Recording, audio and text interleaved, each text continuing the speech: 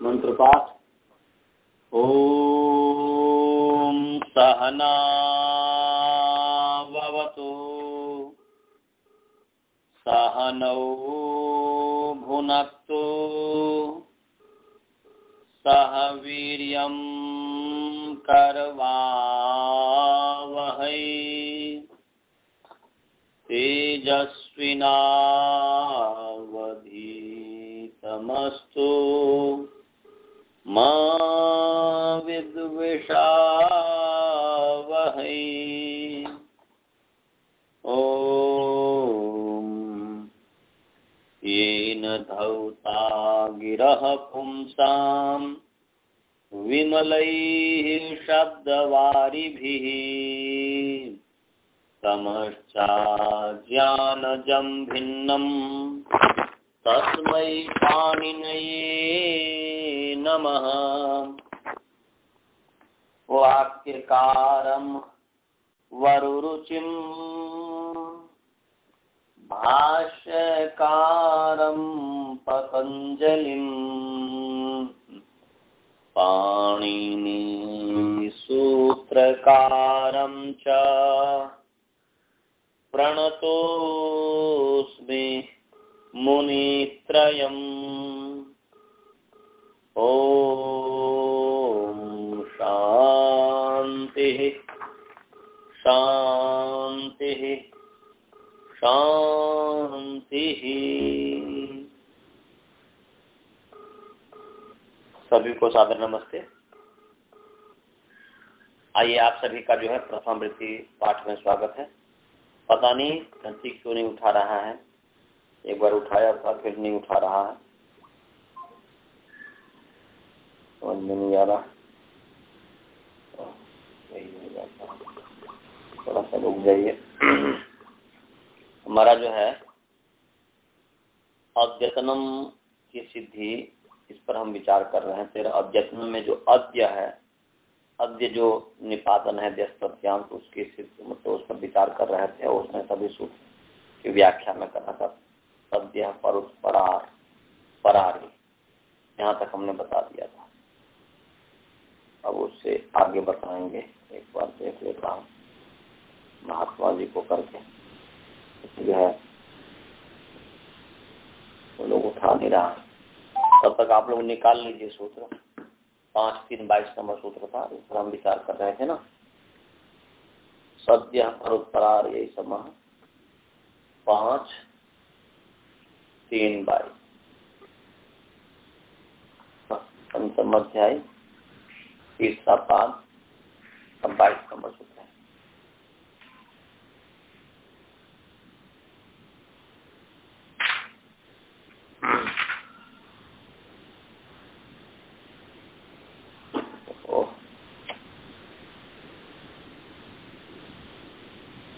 सद्यः परुष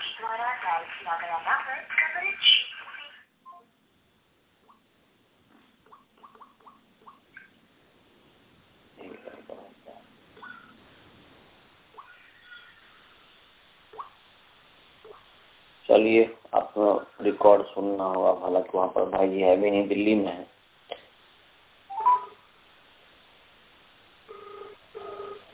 सद्यः परुत्परार यही शमः परेद्य वेद्य पूर्वेद्युरन्येद्युरन्यतरेद्यु त्रितरेद्युरपरेद्युरधरेद्युरुभयेद्युरुत्तरेद्यु। इस पर विचार करना है। वहाँ मैं खतरा से मैं गाड़ी पे लगाता हूँ शायद।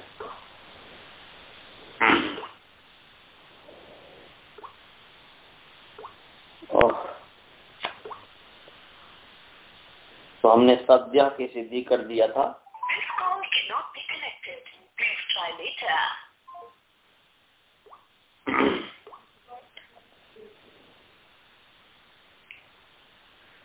उसमें हमने जो है बताया था कि सद्य की सिद्धि के लिए बताया था कि समानात् प्रातिपदिकात् या समान इत्यस्मात् प्रातिपदिकात् इत्यस्मात् प्रातिपदिकात् काले अभिधेय,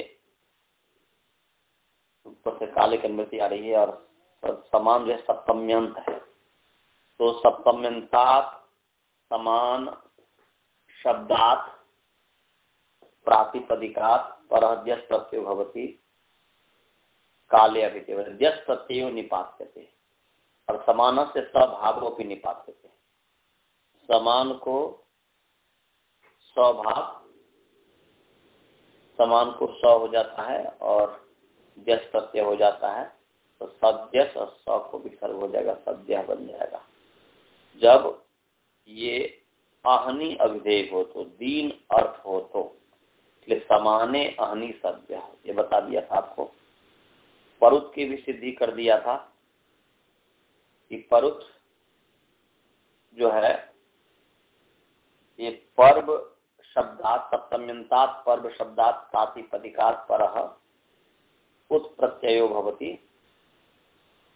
संवत्सरे अभिधेय,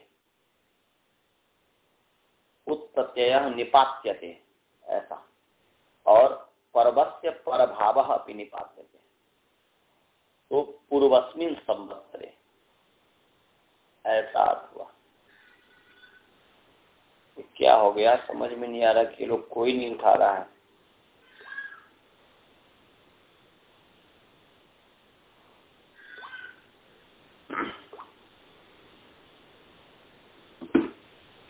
तो परुत भी बता दिया था, और परारी माने परारी सप्तम्यन्तात् परारी शब्दात् परः आरी शब्द प्रत्यय निपात्यते संवत्सरे विधेय, और पूर्व शब्दस्य या पूर्वतः शब्दस्य परभावः भावः अपि निपात्यते, तो पूर्वतर शब्दस्य परभावो भी निपात्यते, तो पूर्वतर को परभाव है और अरी है तो परारी बन गया है, तो पूर्वतरस्मिन् संवत्सरे, ये इसका अर्थ हुआ। भाई क्या कर रहे हो तुम लोग, अभी तक उठाए के नहीं थे? मैं इतने देर से कर रहा हूँ, 10 मिनट हो गया। नमस्ते, 10 मिनट से मैं कॉल कर रहा हूँ, क्यों नहीं आप उठाए थे?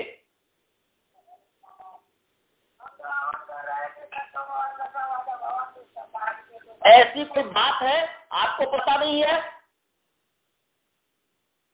मैंने आपके कारण पढ़ाई आपकी यहाँ पर हानि होती, सबको पता नहीं है? या तो बाद में हवन करो या पहले हवन कर लो।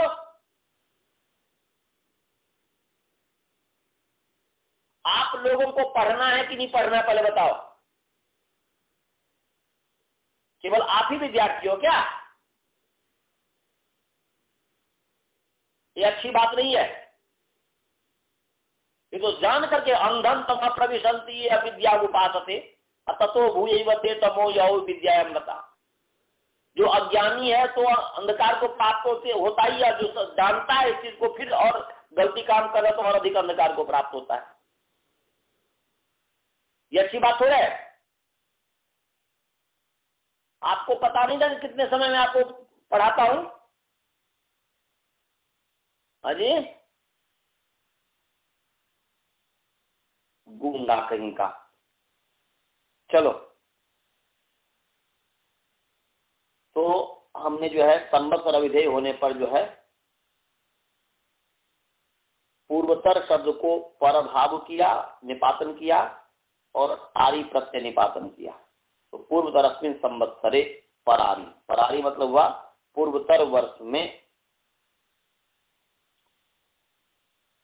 अब जो है तो इसके बाद है परारी के बाद है ऐषमः। तो ऐषम में इदम शब्द है और इदम को ईश भाव निपातन किया गया, मैंने इस निपातन किया ईश, और फिर जो है इदम को ईश हुआ इश और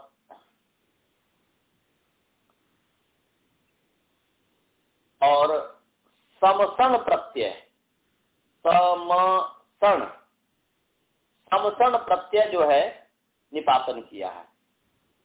ये भी है संवत्सर अभिधेय होने पर, ये भी संवत्सर जो है तो इदम शब्द है उससे समसण प्रत्यय निपातन किया, दंती स म स ण हलंत, तो समसण निकाल लो जी। वो पंचम अध्याय तीसरा पाद का 22वां नंबर सूत्र है, ये पढ़ा रहे हैं उसको जो कल पढ़ाया था।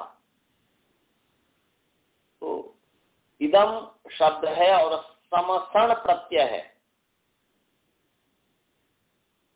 तो समसण का जो ण जो है, ण की संज्ञा जो है हलंत्यम से हो जाएगी और अ की संज्ञा उपदेशे जमास्की से हो जाएगी, फिर तस्य लोपादर्शनम लोप हो जाएगा, तो समस बचता है।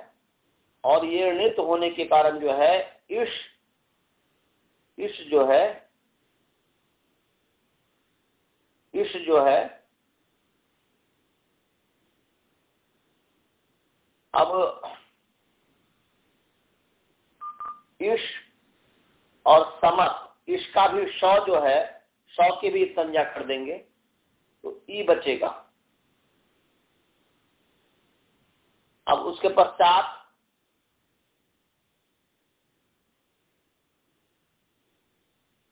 फिर जो है ई को जो है वृद्धि हो जाएगी। समसण जो प्रत्यय हुआ तो यहाँ पर तदित स्वचामादे तदित इतने के प्रत्यय अचो में आदि अच को वृद्धि होती है, तो यहाँ पर ई को ऐ हो गया, तो ऐ समस ऐसा हो गया, ऐ समस हो गया। और फिर जो है ऐ समस के आगे जो है स को जो है मूर्धन्य स हो जाता है। इन और कवर्ग से उत्तर आदेश प्रत्यय, आदेश और प्रत्यय के सकार को मूर्धन्य होता है, तो यहाँ पर इण जो है ए जो है ऐ जो है इण है, उससे आगे जो है प्रत्यय का सकार को मूर्धन्य हो गया, तो ऐषमस और स को विसर्ग हो जाएगा ऐषमः, ये बन गया। तो ऐषमः का मतलब अस्मिन संवत्सरे, इस वर्ष में, उसको कहते हैं ऐषमः। इस वर्ष में मैं कार्यक्रम करूंगा, इस वर्ष में मैं भारत जाऊंगा, तो अहम ऐषमः भारतवर्षम गमिष्यामि, तो अहम ऐषमः भारतवर्षम गमिष्यामि, इसका मतलब हुआ कि अहम अस्मिन संवत्सरे भारतवर्षम गमिष्यामि। समझ गए जी?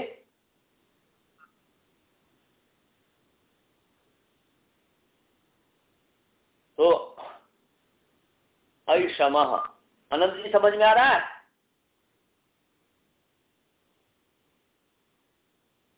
जी। अब आगे है ऐषमः के बाद जो है परेद्यवि, परेद्यवि, यहाँ पर भी जो है पर शब्द से एद्यवि प्रत्यय का निपातन किया है अहनी अविधेय होने पर, तो परस्मिन अहनी इति परेद्यवि, दूसरे दिन को परेद्यवि कहेंगे। दूसरे दिन मैं जाऊंगा तो अहम परेद्यवि गमिष्यामि, तो परेद्यवि परस्मिन अहनिति परेद्यवि, तो एद्यवि प्रत्यय का निपातन। ऐसे अद्य शब्द है, यहाँ पर जो अद्यतरम की सिद्धि जो करना, तो अद्य है। यहाँ पर भी इदम शब्द है, इदम को यहाँ पर अश भाव हुआ और द्यस प्रत्यय हो गया अहनी अभिधेय होने पर, तो इदम को अश भाव हुआ, स का हलंत्यम से संज्ञा, और फिर जो है तस्य लोप दशम लोप, फिर अ हुआ और द्यस हुआ हो गया, तो अद्यस और मैंने द्यस मैंने द्य प्रत्यय, यहाँ पर द्य प्रत्यय निपातन किया, अशभाव और द्य प्रत्यय निपातन किया, द्य में द्य प्रत्यय, तो अद्य बन गया। सु ला करके फिर जो है पद बनाने के लिए सब में अद्य। तो अद्य जो है यहाँ पर अद्यतन में अद्य कहने का अभिप्राय है कि अद्य शब्द तद्धितांत है, क्योंकि तो यहाँ पर द्य प्रत्यय का निपातन किया गया, द्य प्रत्यय की कल्पना की गई है। तो ये तद्धित प्रत्यय के प्रकरण में पढ़ा हुआ है, इसलिए अद्य शब्द तद्धितांत हुआ। समझ गया जी?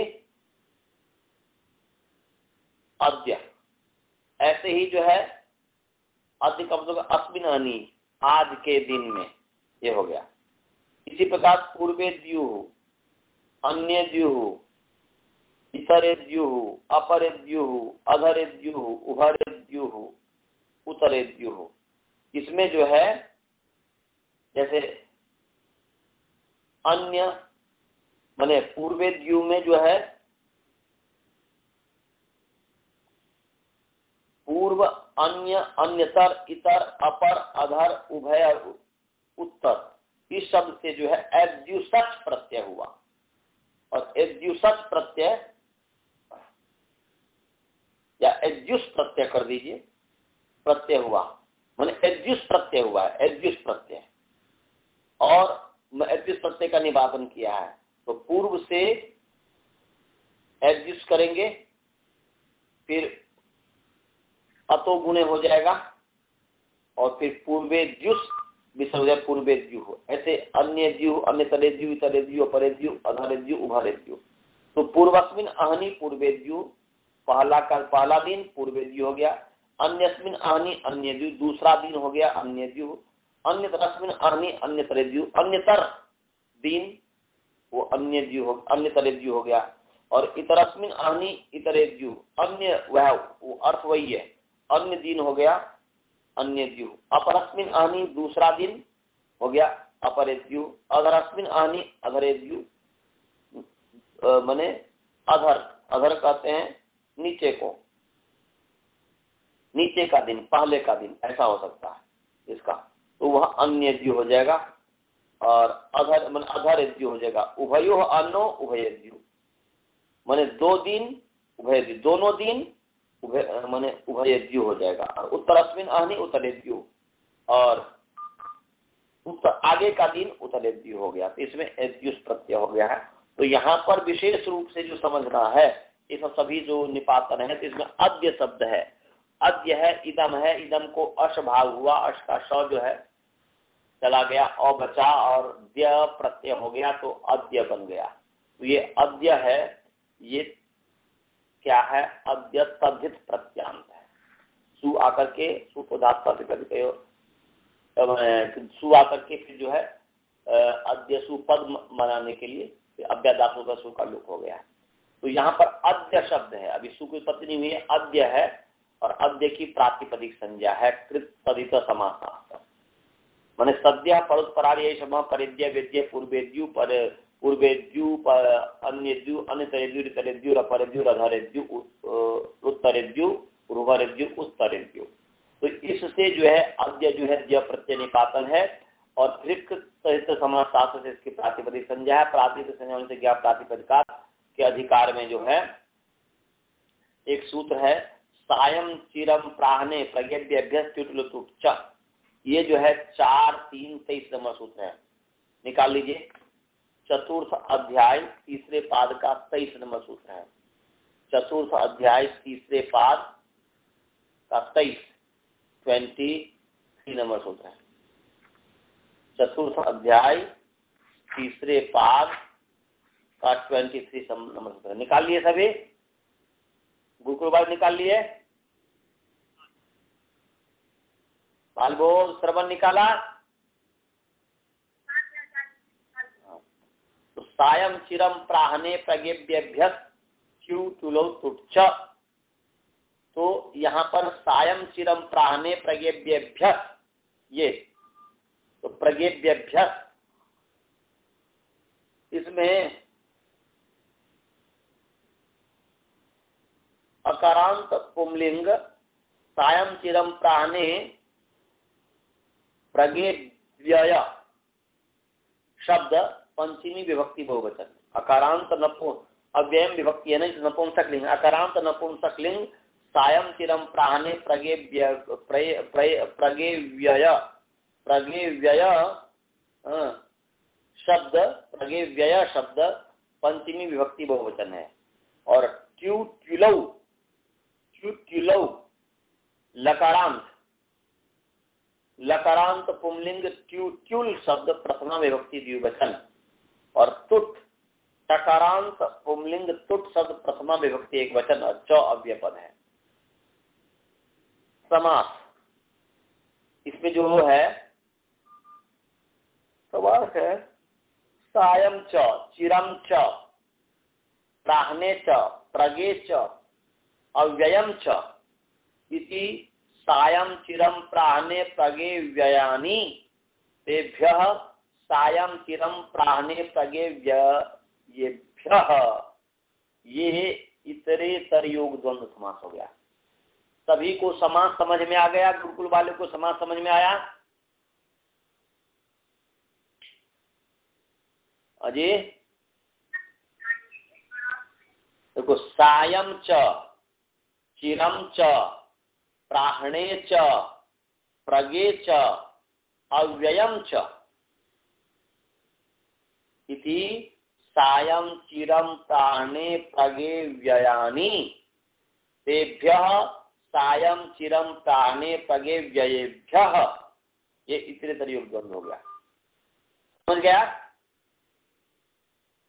समास समझ में आया मनीष जी? आगे है ट्यू ट्यूलौ। तो ट्यू च ट्यूल च माने ट्यूश्च, यहाँ पर ट्यूश्च कह सकते हैं। ट्यूश्च ट्यूल च तो ट्यू है इसलिए ट्यूश्च ट्यूल च ट्यू ट्यूलौ इतरेतर योग द्वंद्व हो गया। समझ गए सभी? हाँ जी, आगे चले। आगे प्रत्यय परश्च ज्ञा प्रातिपदिका पद्धिता इसकी अनुवृत्ति आ रही है और शेषे के अधिकार में है। शेषे शेषे और इसमें जो है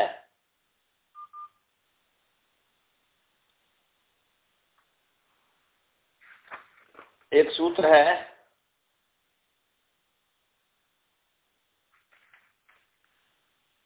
कालाठई 4-3-11 नंबर सूत्र है। कालाठई इससे कालात की अनुवृत्ति आ रही है। किसकी अनुवृत्ति आ रही है जी? कालात की अनुवृत्ति आ रही है। और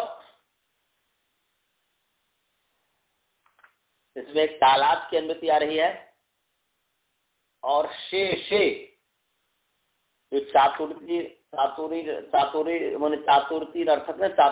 चतुर अर्थ जिसमें है चातुरी माने चातुरी अर्थक चातुर्थी अर्थक माने चातुर्थी चतुर्थ जो चार अर्थ जो एक साथ है। शेषे जो शेषे तो इसमें शेषे की भी अनुवृत्ति आ रही है। शेषे की भी अनुवृत्ति आ रही है। तो शेषे सूत्र निकालिए जी। शेषे कहाँ है जी?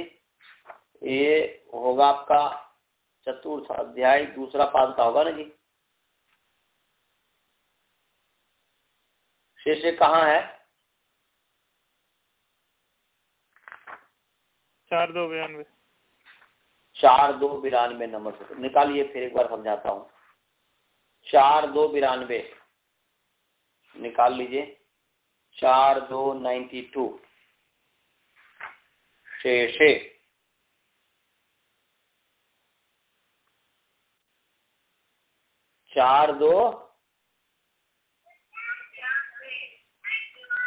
कोई बात नहीं। आप में 4-2-91 है, उनमें 4-2-92 है।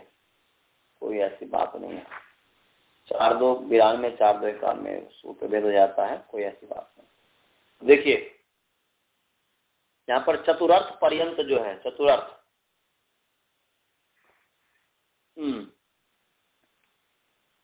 तो चतुर जो शेषे ये पहले मैं आपको समझाया भी हुआ हूँ, पर तो फिर समझा दे रहा हूँ कि शेषे अकारांत पुंलिंग शेष शब्द सप्तमी विभक्ति एक वचन है और अनुवृत्ति प्रत्यय प्रस्ती की अनुवृत्ति आ रही है। तो शेष का मतलब क्या होता है? शेष का मतलब क्या होता है? शेष का मतलब होता है कि उक्तात अन्यः शेषः, उक्तात अन्यः शेषः, उक्त जो कहा उक्त से कहे हुए से भिन्न को शेष कहा है। तो उक्तात अन्यः शेषः जो बचा हुआ है, शेष माने बचा हुआ, जो बचा हुआ है उसका नाम शेष है। तो प्रश्न हुआ तो शेष क्या माने? शेषे अभिधेय है ना जी। शेषे अर्थे मन इतोग्रे वक्ष्यमाणा प्रत्यय शेषे अर्थे भवन्ति, मने इतोग्रे वक्ष्यमाणा प्रत्यय शेषे अर्थे भवन्ति। इससे आगे कहे हुए प्रत्यय जो हैं, शेषे से आगे कहे हुए जो भी प्रत्यय हैं वह सब, जैसे शेषे से आगे है राष्ट्रा वार पारा धखौ क्रामादि अखयौ कत्र्यादिभ्यो ढकई इत्यादि। तो घ प्रत्यय हो गया, ख प्रत्यय हो गया, उसके पश्चात फिर जो है य प्रत्यय हो गया, खई प्रत्यय हो गया, ढकई प्रत्यय हो गया, दंत्यादि को ढक प्रत्यय हो गया इत्यादि इत्यादि।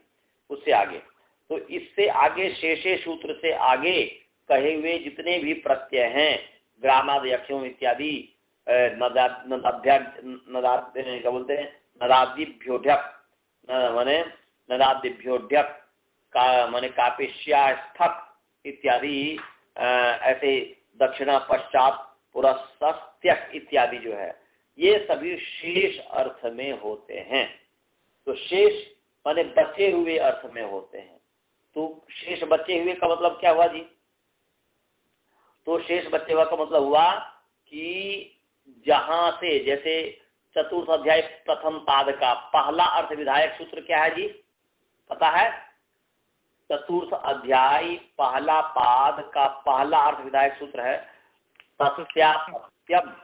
सबसे पहला क्या है जी?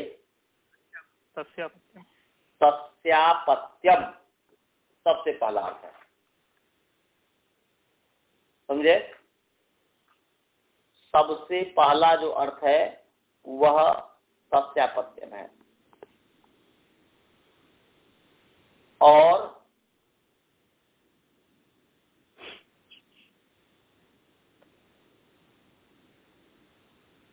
सबसे पहला जो प्रत्यय है, सबसे पहला जो अर्थ विधायक सूत्र है वह तस्यापत्यम है।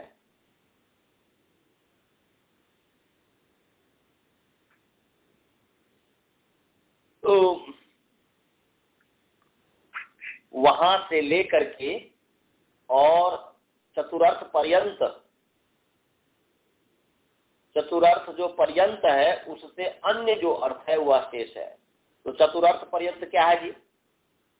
वह चतुर्थ जो पर्यंत है वह है चार अर्थ एक साथ पढ़ा हुआ है। आप जो है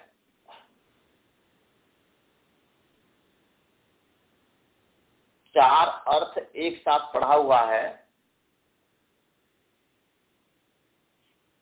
वह तस्य विकार। एक 4-3-131 नंबर सूत्र निकालिए तो जी। 4-3-131 नंबर सूत्र 1-3-1 या तस्य विकारः, तस्य विकारः,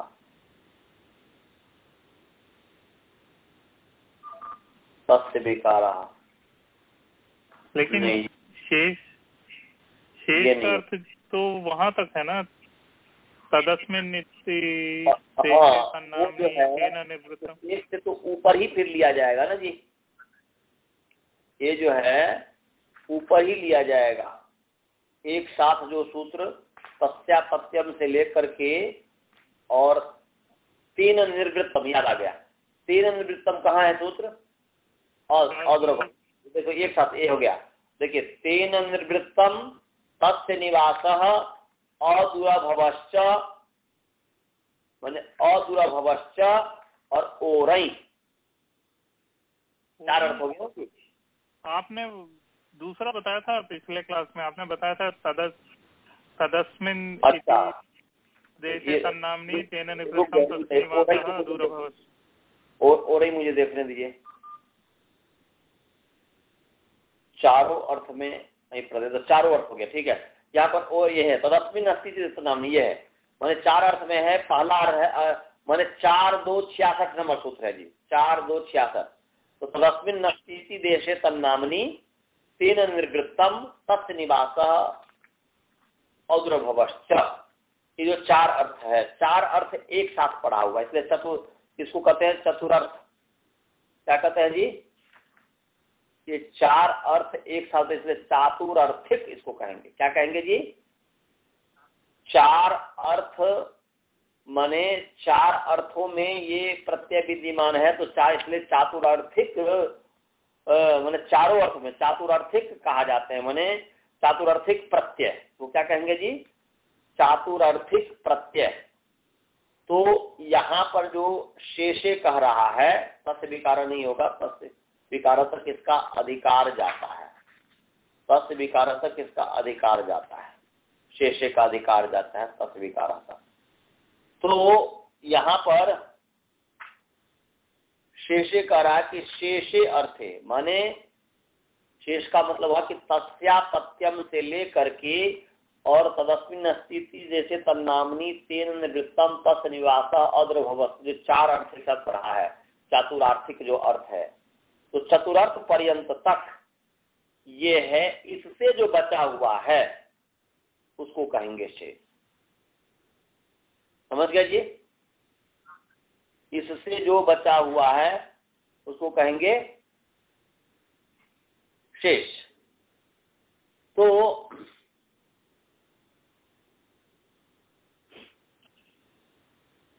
उस शेष अर्थ में आगे के कहे हुए प्रत्यय होते हैं। तो बचा हुआ क्या है, जैसे तस्य निवास हो गया, तत्र भव हो गया, तो तत्र भव, तस्य निवास इत्यादि जो है, इन सभी अर्थों में ये क्या प्रत्यय होंगे, इन सभी अर्थों में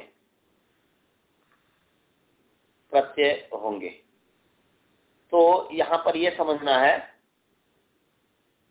कि यहाँ से लेकर के, माने इससे आगे जो कहे जाने वाले प्रत्यय हैं,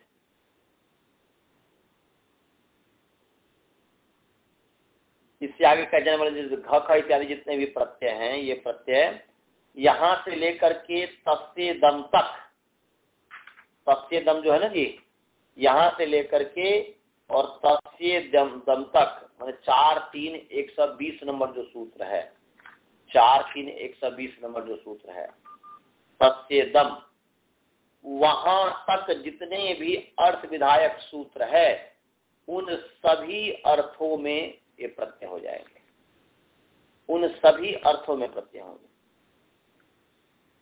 समझ गया जी। तो उन शेषे से लेके तस्येदम तक, हाँ, और तस्येदम तक, शेषे से लेकर के तस्येदम तक, माने यहाँ से लेकर के तस्येदम पर्यंत तक जो भी अर्थ हैं, उन सभी अर्थों में ये प्रत्यय होगा। शेषे अर्थे इत्यारभ्य तस्येदम इति पर्यंतम ये अर्था सन्ति, तेषु सर्वेषु अर्थेषु वक्ष्यमाणः प्रत्यय भवन्ति, उन सभी अर्थों में वक्ष्यमान प्रत्यय होते हैं। तो तत्र भव में भी हो जाएगा, ततः आगतः में भी आ जाएगा।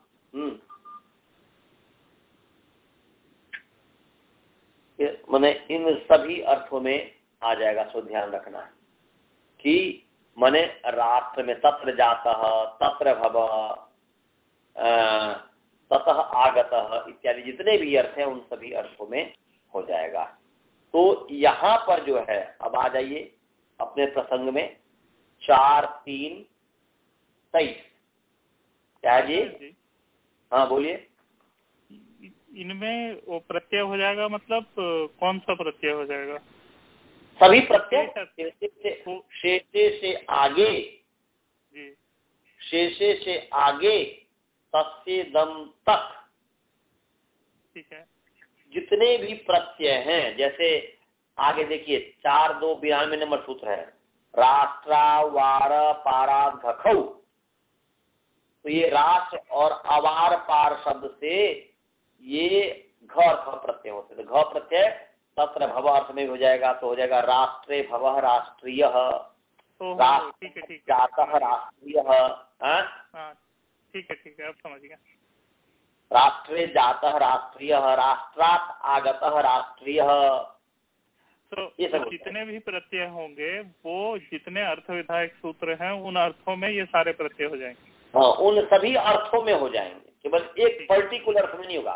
राष्ट्रीय का अर्थ जो हुआ राष्ट्र में होने वाला, राष्ट्रीय का अर्थ हुआ राष्ट्र में उत्पन्न, राष्ट्रीय का मतलब हुआ राष्ट्र से आया हुआ।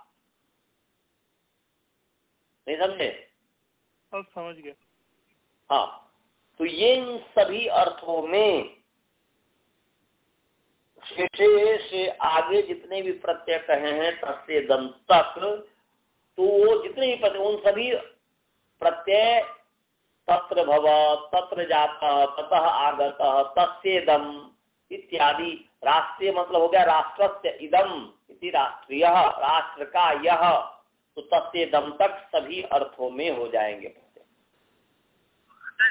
हाँ बोलिए।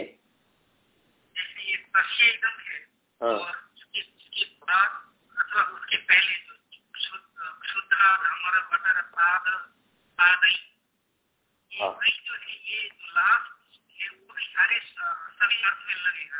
सभी अर्थ में लगेगा। हाँ, वो कितने नंबर सूत्र है, कितने नंबर सूत्र बताइए, देख लेता हूँ मैं भी। ये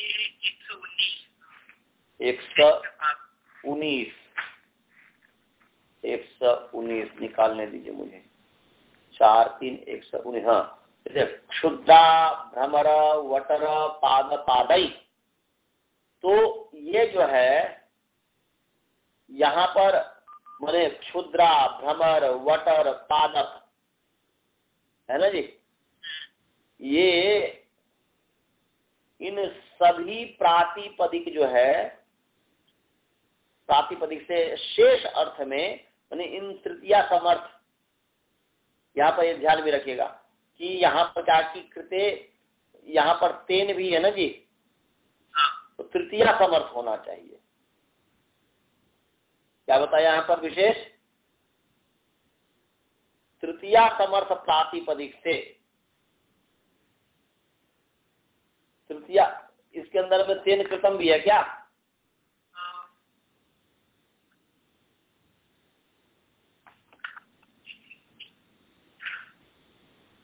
एक विशेष कर दिया ना यहाँ पर तृतीया समर्थ प्रातिपदिक।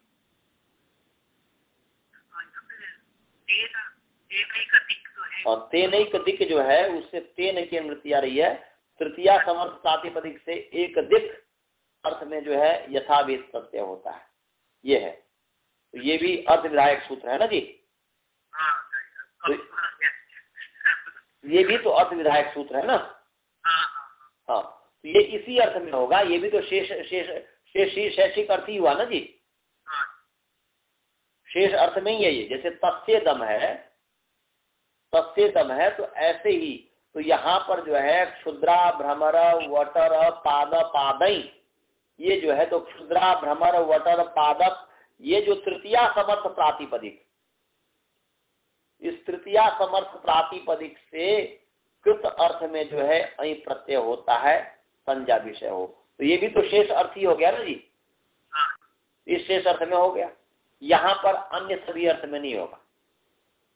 यहाँ पर जब जहां पर विशेष कह दिया गया हुआ है वहां पर तो उसी अर्थ में होगा, परंतु जैसे राष्ट्रा वारा पराध घखौ ग्रामाद यख्यौ है ना जी, तो ग्रामाद यख्यौ, तो ग्राम शब्द से यह और खई प्रत्यय होता है, परंतु ये नहीं कहा कि इस समर्थ प्रातिपदिक से तृतीया या षष्ठी या चतुर्थी या पंचमी, तो जहां पर कोई विशेष अर्थ विधायक नहीं हो वहां पर सभी अर्थ में हो जाएंगे, और जहां पर भी कोई विशेष हो तो वहां पर नहीं होंगे। समझ गए? हाँ, तो यहाँ पर ये क्षुद्रादय क्षुद्राधिकृतम इति क्षौद्रम, माने क्षुद्र जो मक्खी है उससे उसके द्वारा निकाला हुआ शब्द, उसके द्वारा बनाया हुआ साधन, क्षौद्रम साधम हो जाएगा ना। ऐसे भ्रामरम भ्रामरम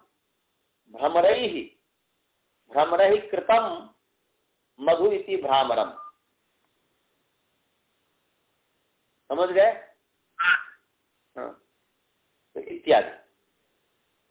तो ये इसमें नहीं होगा।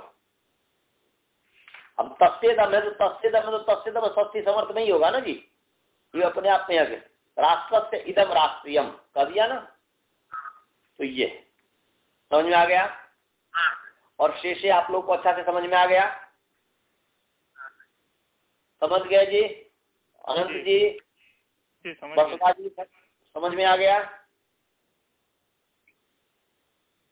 बसुधा जी नहीं है शायद, चलिए। और ये स्वाति जी आपको समझ में आया?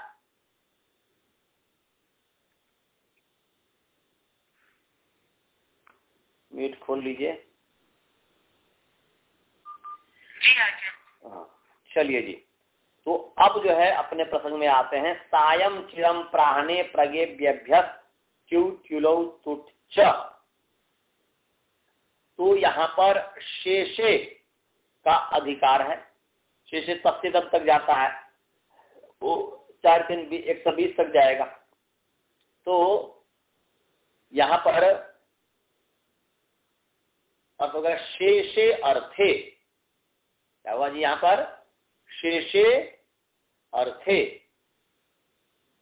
तो सायं चिरम प्राणे प्रगे, अब ये जो है कालात की अनुवृत्ति आ रही है। कालाठई जो है, कालाठई 4 3 11 उससे कालात की अनुवृत्ति आ रही है। तो अर्थ क्या हो गया जी? अर्थ हो गया कि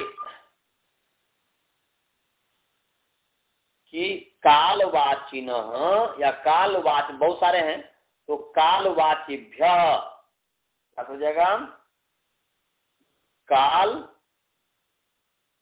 वाचिभ्य सायं चिरम प्राहणे प्रगे इत्येतेभ्य प्रातिपदिकेभ्य और अव्ययेभ्यश्च। और तो कि अव्यय शब्द है, हालांकि ये भी कालवाची यहाँ पर दिवातनम दोषातनम, तो परंतु यहाँ पर जो है सायं चिरम प्राहणे प्रगे, ये तो सीधे काल अर्थ को कहता है। अव्यय जो शब्द है वह सभी अव्यय काल अर्थ को नहीं कहता है ना जी, इसलिए अव्यय को अलग से ग्रहण किया है।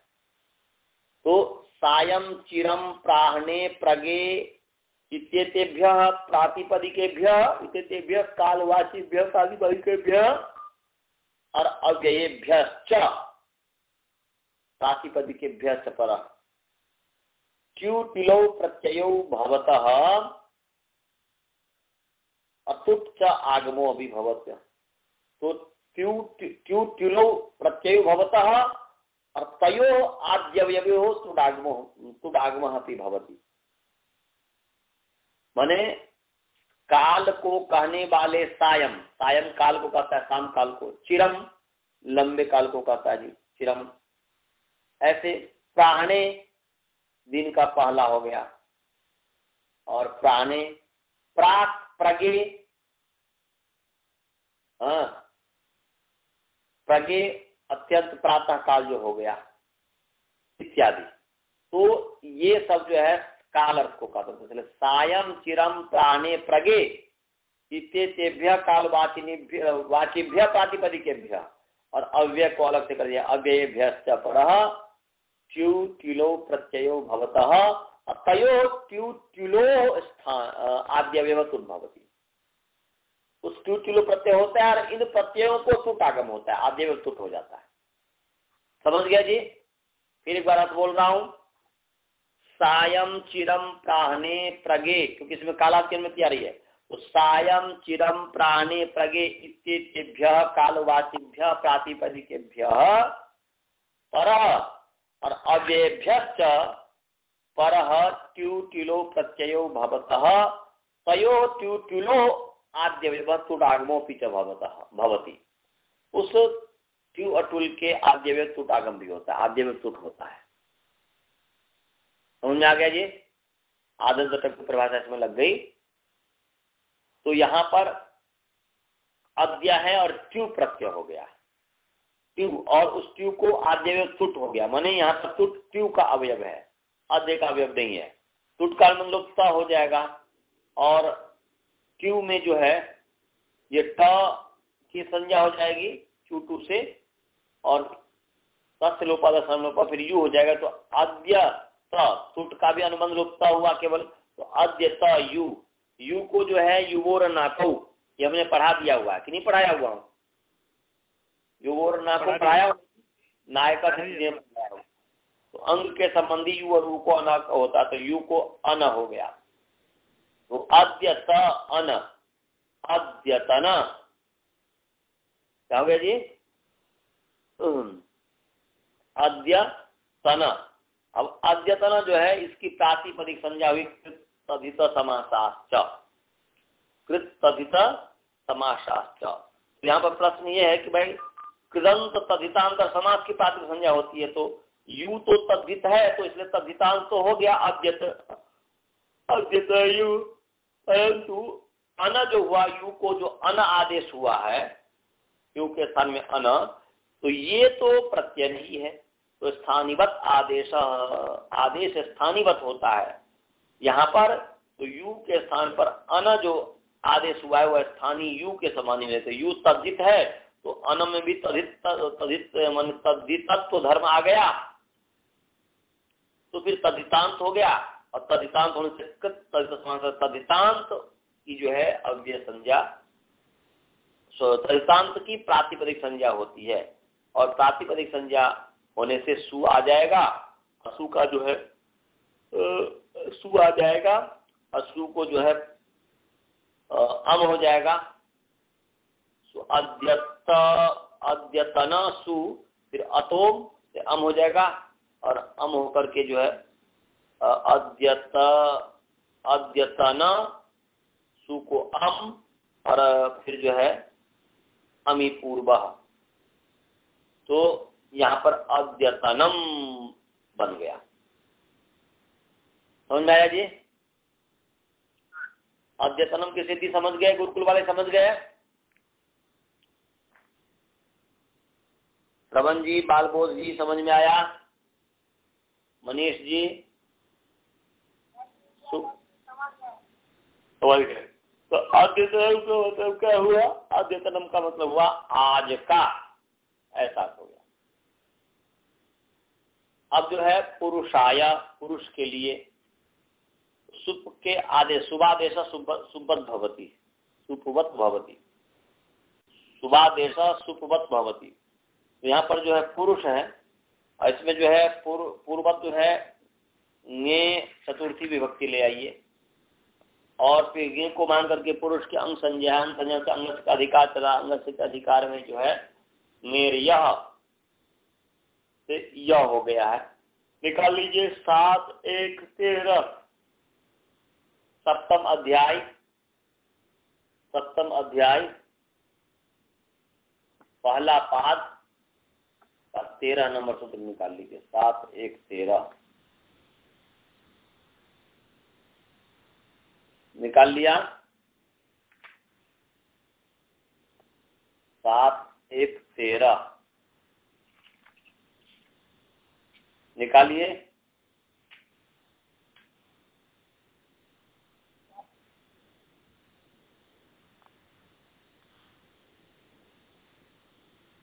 निर्यः,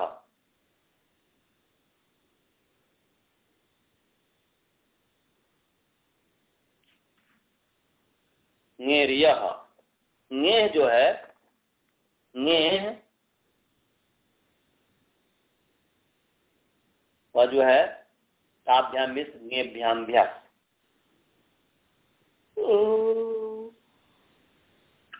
तो ये ञे जो है,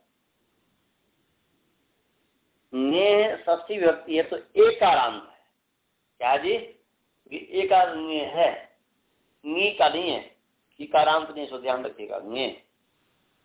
ञे एकारांत षष्ठी विभक्ति एक वचन है, एकारांत षष्ठी विभक्ति एक वचन है ञे। और यह अकारांत पुंलिंग या सत्प्रसंग एक वचन है। अनुवृत्ति जो है अतो भी ऐस, ताप एक न है, सप्तम अध्याय पहला पद नंबर से अतः की अनुवृत्ति आई है। और जो है अंगस्य का अधिकार है ही, तो तुरंत विधि हो जाएगी। तो क्या हो जाएगा? अकारांताप अंगात, अपनी से तस्मात तरफ से अंगस्य अर्थात विभक्ति भी परिणाम से जो पंचमी बदल गया। तो अदंताप या अकारांताप अंगात उत्तरस्य ञे इत्यस्य स्थाने य आदेशो भवति, य इत्यम आदेशो भवति। ञे के स्थान में जो है य आदेश होता है। तो यहाँ पर जो है ञे को य हो गया पुरुष य। अब यहाँ पर सुपी च आदि सुप के पढ़ते जो अकारांत अंग है उसके अंतिम अल के स्थान पर जो है ना दीर्घ होता है। सुपी च पढ़ा दिया हुआ हूँ कि नहीं? पढ़ा दिया हूँ। तो यहाँ पर सुपी च यदि सुप कहा है तो ञे तो सुप है, परंतु यह कैसे सुप है? यह तो सुप है नहीं। कहते हैं सुवादेश सुपवत भवति। तो सुवादेश सुप के स्थान पर ञे जो है सुप है, ञे जो है वह सुप है, परंतु यह सुप नहीं है। तो फिर स्थानीय में दो आदेश स्थानीय भवति, न तो स्थानीय ल्याश्रवित हो। तो यहाँ पर आदेश जो है ञे के स्थान पर वह स्थानीय के समान होता है। तो ञे जो है वो धर्म, ञत्व धर्म इसमें य में आ गया, या ञे सुप है तो सुप धर्म जो है य में आ गया। और फिर जो है यह सुवादेश सुपवत भवति, सुप के स्थान पर जो आदेश हुआ सुप होता है, सुप धर्म उसमें आ गया। और स्थानीय वाला सुनन से जो है स्थानीयवत कर दिया और फिर सुपिचा से दीर्घ हो गया तो पुरुषाय बन गया। समझ गया जी? ऐसे ही वृक्षाय बन जाएगा। ऐसे ही जो है वृक्षाय बन जाएगा। अभी हमने आपको जो सिद्धि किया, हमने धात्वादेश धातुवत भवति, ये भी अंगादेश अंगवत भवति, कृदादेश कृतवत भवति, अव्यादेश अव्यवत भवति, तदितादेश तदितवत भवति। तो यहाँ तक हमने पढ़ा दिया। और शुभादेश शुभवत भवति, शुभ के साथ आदेश और शुभ के समान होता है पुरुषाय वृक्षाय। और अब जो है मैंने पुरुषाय वृक्षाय की सिद्धि हो गई, पुरुषाय की समझ में आए तो वृक्षाय की हो जाएगा। अब जो है तिंग है तो तिंगादेश तिंग भवति, अकुरुताम अकुरुतम, ये इसकी सिद्धि करनी है। तो अब समय हो गया हुआ है, कल इस पर चर्चा करेंगे। कोई क्वेश्चन हो तो पूछिए, नहीं तो मंत्र पाठ करते हैं। किसी भी तरीका का क्वेश्चन हो तो कोई क्वेश्चन है? हाँ जी, नहीं है तो मंत्र पाठ करें। ओम पूर्णमदः पूर्णमिदं पूर्णात् पूर्णमुदच्यते पूर्णस्य पूर्णमादाय पूर्णमेवावशिष्यते। ओम शांति शांति शांति। नींद आ रही है। तो सभी को सादर नमस्ते।